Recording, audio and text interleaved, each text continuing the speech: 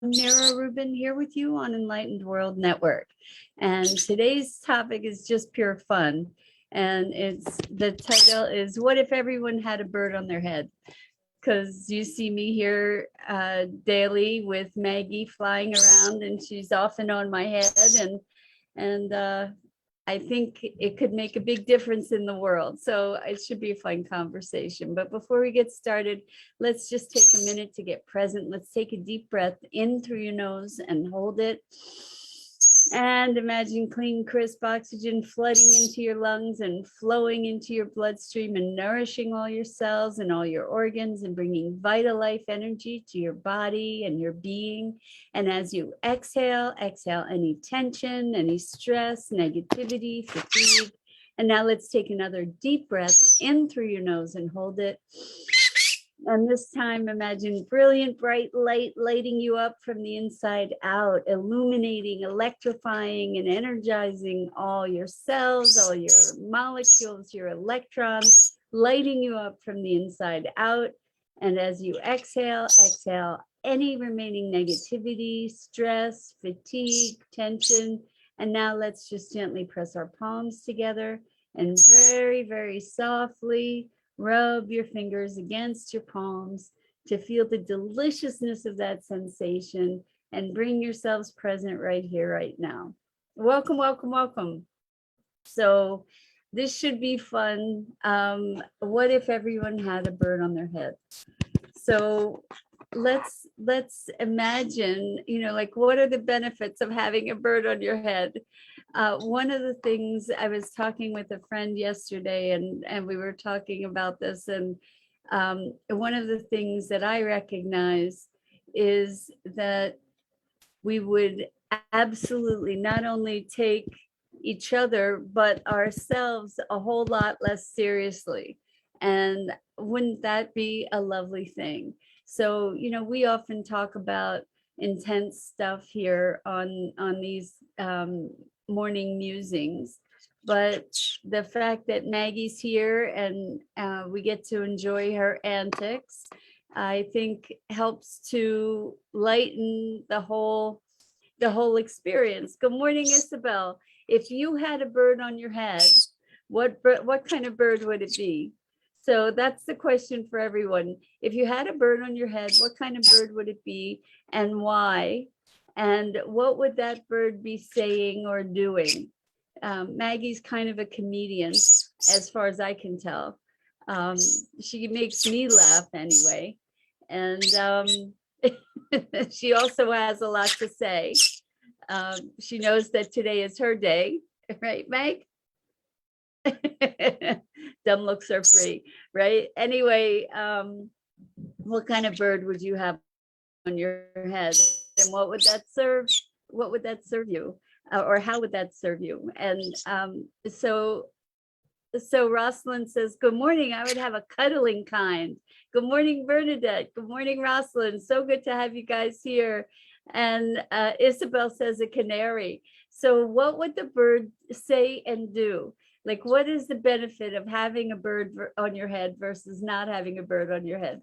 For one, I think it gives us extra eyes and ears, right? It also helps us from getting too serious about ourselves. Isabel says they sing beautifully, the canaries. That's beautiful. So your bird would sing and create more beauty in the world. That's awesome. I think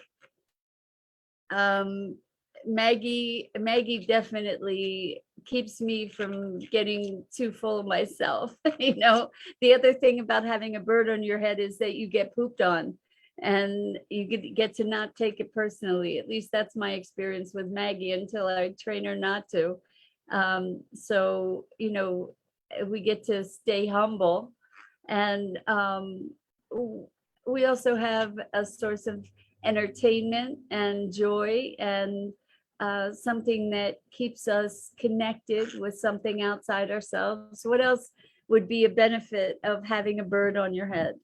How would the world be different if we all had birds on our heads? It's funny.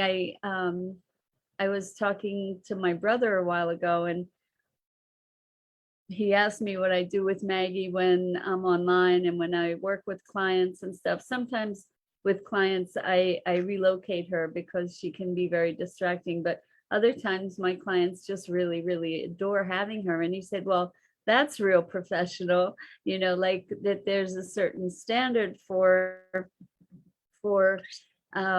professionalism that doesn't include having a bird on your head. And I can understand that. And yet having a bird on your head kind of makes it creates a cognitive dissonance, right? It's like here where we're doing really serious work, but there's a bird on the head. And so what does that do? It just tends to lighten things up, right? And Bernadette says, I love birds in general. I had a cockatiel that spoke daily to me, and she is deeply missed. I'm sure she must be. That must have been amazing. Maggie doesn't really say anything other than Maggie yet, but I'm wondering what your cockatiel said, Bernadette. And I also had a lovebird, the companionship of feeling a connection. Exactly. So one thing that I've noticed about having a bird on my head or otherwise is that she is a very, very big and constant presence, despite her little size. That she really, really, really fills up the house. And when she flew away for those few days, there was a silence here that was palpable. Even though I have a cat that I adore, overall she's pretty quiet and a whole lot less obtrusive than Maggie. And so a presence to a connection with another consciousness and a perspective. So for example, I mean, she keeps me really entertained. She's funny as all get out. So this morning, I was changing the shower curtain, and I had all the shower curtain hangers along the rail of, where the curtain hangs from. And so one by one, she picked them off and dropped them all onto the floor, one by one. And every time she dropped one onto the floor, she loves gravity. So every time she dropped one onto the floor, she just chirped and was so pleased with herself. Good morning, Lisa. So today's topic is a great one for you too, being a bird person.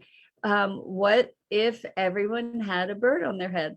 How would the world be different? Because, Maggie's antics when she's chewing on my ear, she's standing on my head. I think that it makes for an opening in communication that might not otherwise be there, perhaps. And so, Lisa, what kind of bird would you have on your head if you had a bird on your head? And Bernadette says about her cockatiel, she loved Kenny Rogers and would request it daily. She drove our cat nuts with making race car noises. And if anyone came in, she would say, what's your name and what can I do for you? Hilarious personality. She sounds amazing, Bernadette.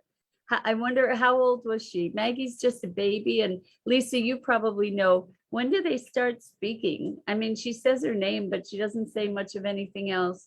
Good morning, Andrea. What kind of bird would you have on your head if you had a bird on your head? Lisa says, I'm sure it would be an African gray. Yes, I understand that African grays are the sweetest of parrots. At least, I don't know if that's true, but that's what I've understood.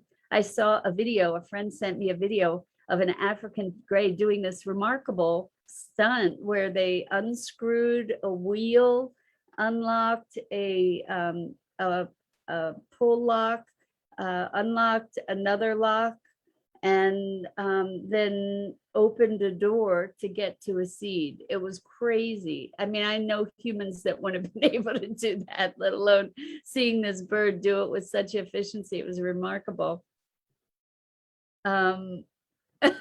Bernadette says, the cockatiel was around 1 when I got her and I had to cure her need to swear. She sounds awesome, Bernadette. That's amazing. That's a riot. So I don't know I'm hoping Maggie gets more language. That would be amazing. I don't know how long cockatiels live. Supposedly, green-cheeked conures can live to up to about 35 years old, which is pretty old for a conure, maybe 25 to 35 years.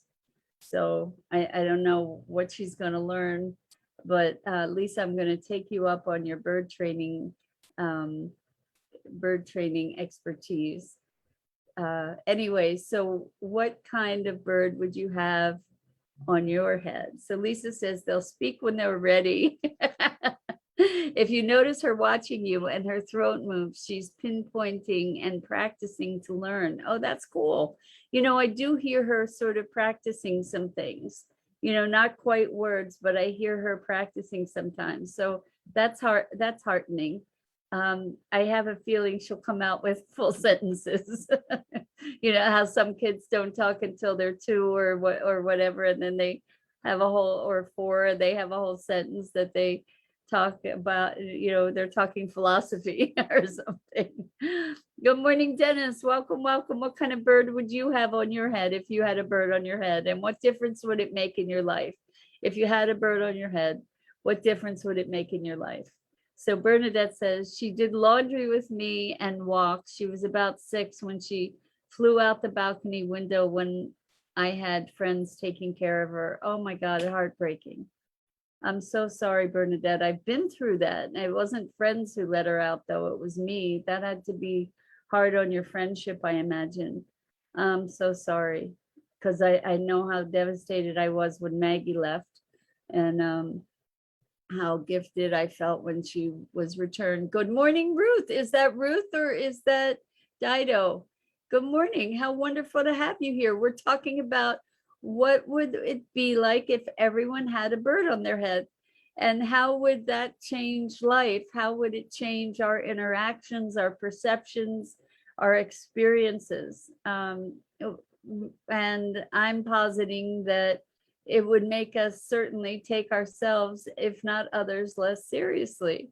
And of course, I think that we would probably be sensitive, or would become sensitive to things that we wouldn't otherwise be sensitive to, or notice things that we wouldn't otherwise notice. But most of all, I think that there would be a bit more of the spirit of fun to things, and to our encounters with ourselves and each other with a bird on the head.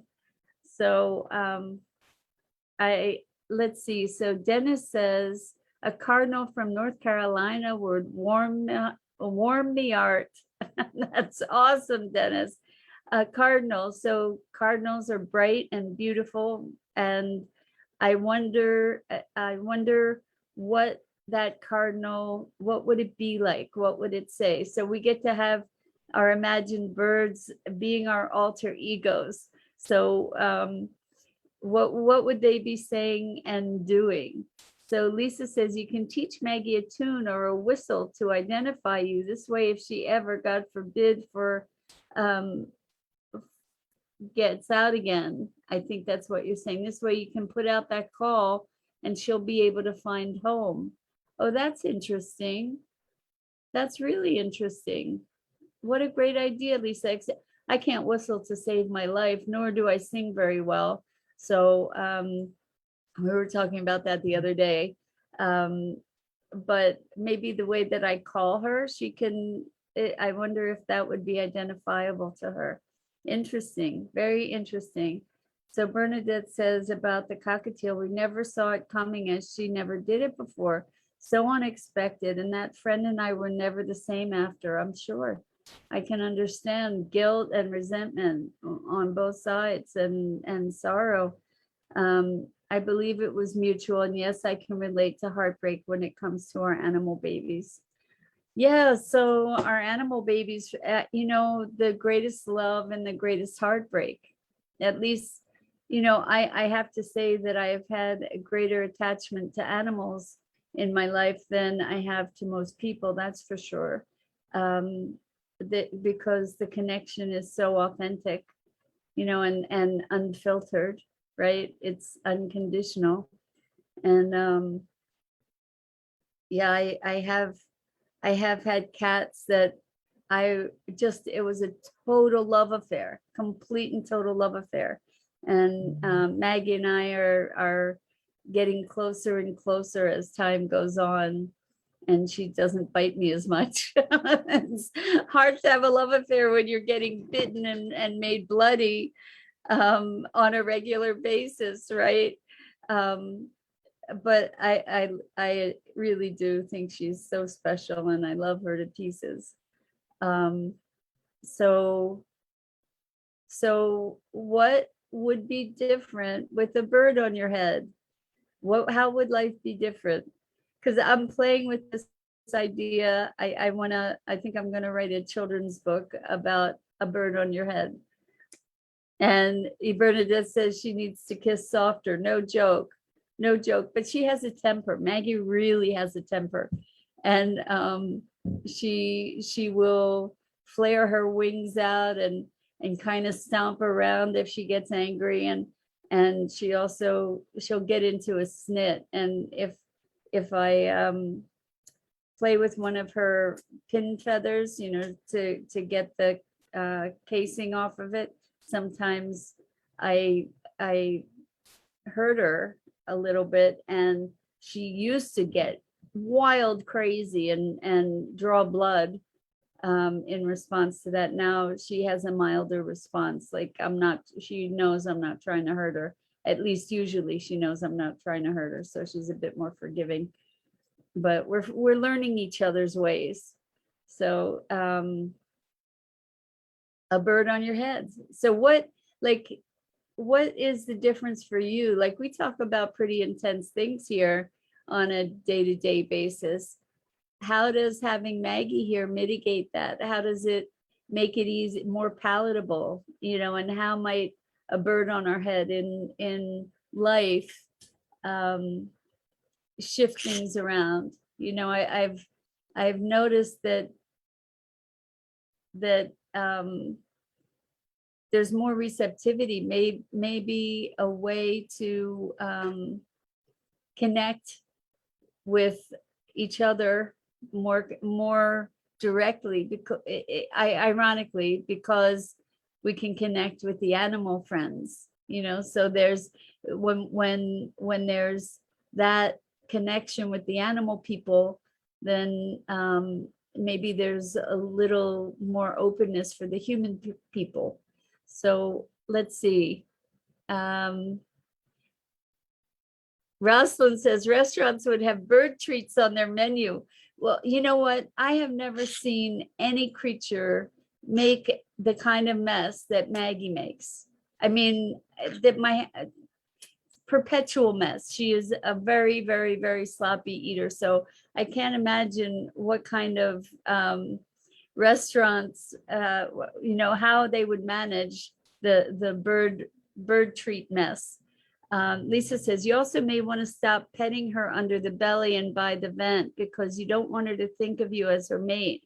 This will happen as she becomes sexually mature. Now, I thought I wasn't supposed to pet her on her back. I thought I could pet her on her belly. Now I'm all confused, because I thought you told me a while ago not to pet her on her back, so I stopped.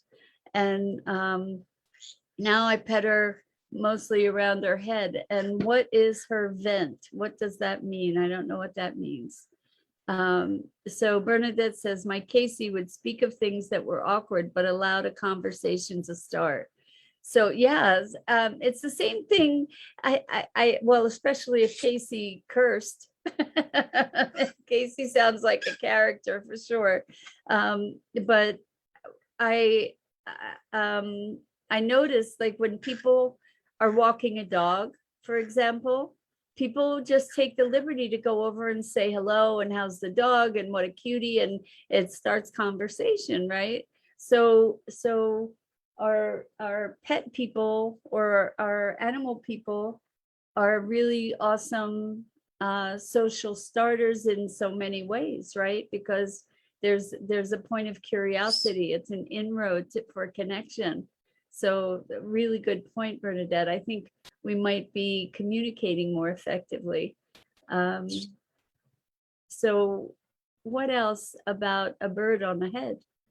Um, I think I just love the image, I just think it's so funny that she likes to perch on my head. And it's even funnier because I have no hair. So she's just sitting there. But she does love hair. It's pretty funny.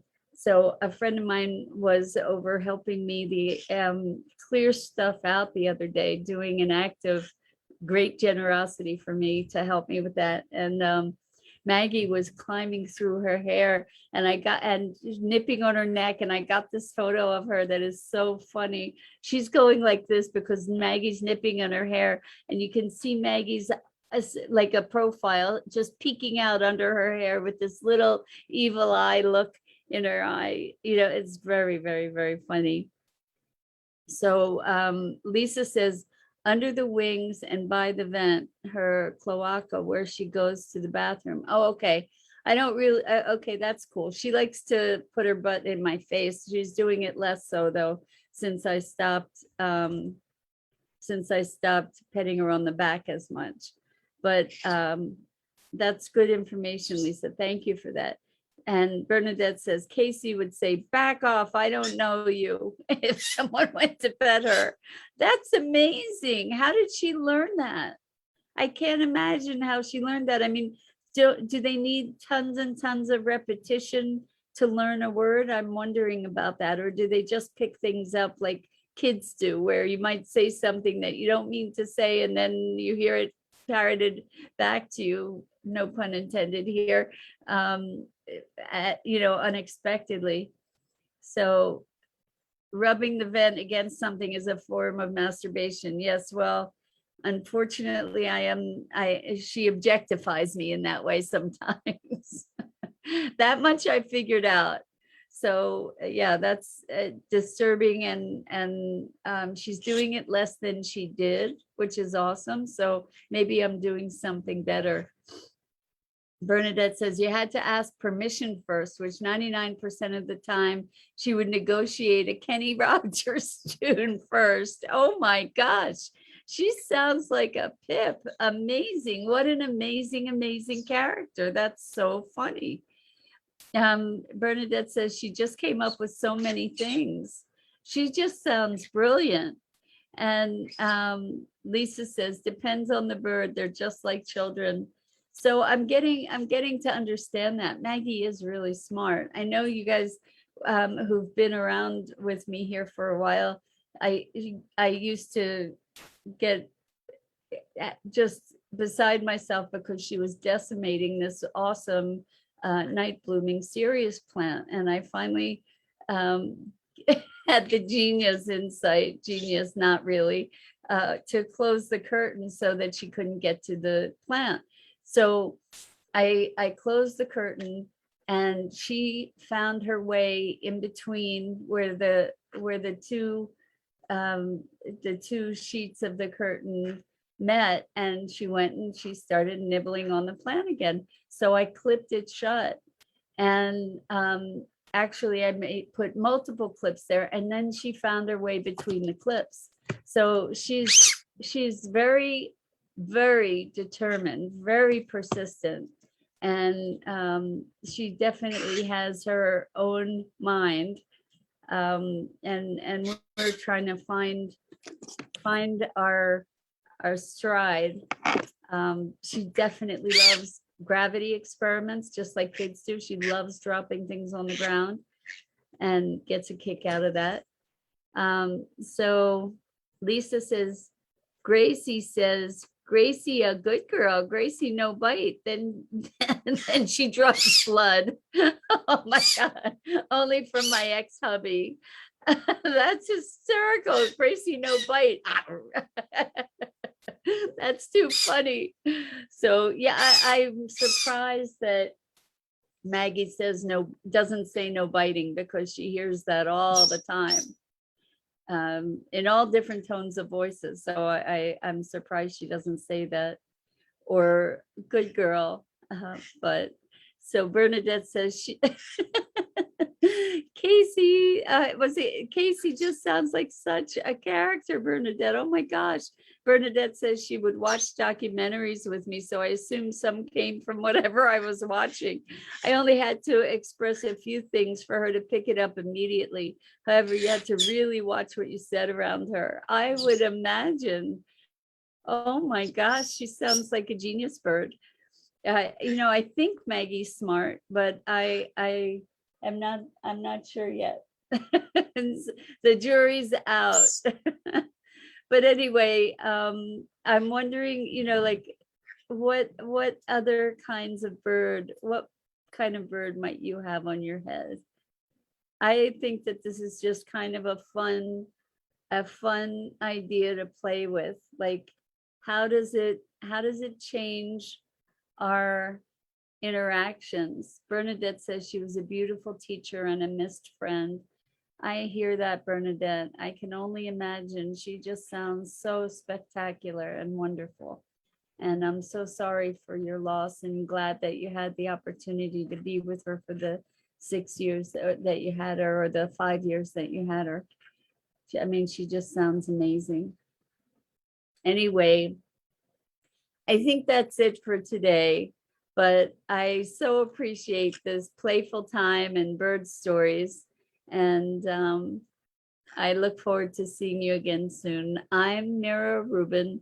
This is the Core Connection, and I go live each weekday morning here on Enlightened World Network on the Facebook page and the YouTube channel, as well as I'd love you to check out the other awesome programming on Enlightened World Network, EWN One with the Earth, and Enlightened World Living. So until next time, Lisa says, I'll look for your questions. Oh boy, do I have questions. And Bernadette says, wouldn't have changed a thing. That's beautiful, Bernadette. Love to all of you. Thank you, thank you, thank you for joining me and making my morning so wonderful. I hope that I contribute to brightening yours as well. So much love to you. Until next time.